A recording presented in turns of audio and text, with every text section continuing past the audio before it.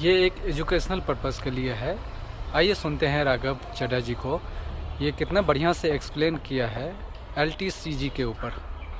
Indexation हटाना इस देश के इन्वेस्टर को एक बहुत बड़ी उसकी जेब पे डाका डालने जैसा है। मैडम, फर्ज करिए कि 2001 में आपने 1 करोड़ रुपए का एक मकान खरीदा।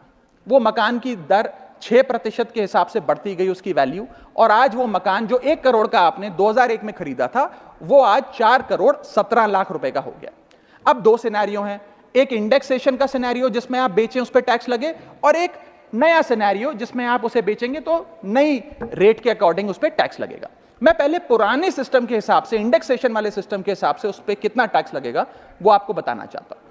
आज वो मकान जो आपने वर्ष 2001 में 1 करोड़ का खरीदा था वो आप 4 करोड़ 17 लाख रुपए का बेचती हैं, तो आपकी सेल प्राइस 4 करोड़ 17 लाख, लेकिन आपकी purchase price, inflation adjusted indexed purchase price 1 crore नहीं, लगभग 3 करोड़ 60 लाख के आसपास आती है।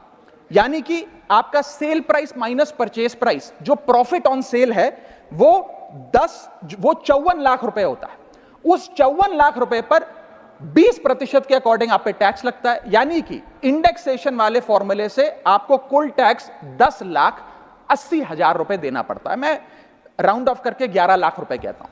लेकिन जो नई व्यवस्था है जिसमें इंडेक्सेशन आपसे छीन लिया गया है, उसमें sale price 4 crore 17 lakh, cost price 1 crore, मुनाफा 3 करोड़ 17 लाख, उस पर 12.5% टैक्स, यानी कि टैक्स कुल मिलाकर आपका बनता है 39,62,000। यानी कि नई व्यवस्था में वही 1 करोड़ का मकान अगर आप बेचेंगे आज 4 करोड़ 17 लाख का, तो आपको लगभग 40 लाख रुपए टैक्स देना पड़ेगा, और पुरानी व्यवस्था में आपको मात्र 11 लाख रुपए टैक्स देना पड़ेगा। यानी कि 40 माइनस 11 लगभग 29 लाख रुपए का एडिशनल टैक्स आपको देना पड़ेगा मात्र 1 करोड़ रुपए के प्लॉट की सेल।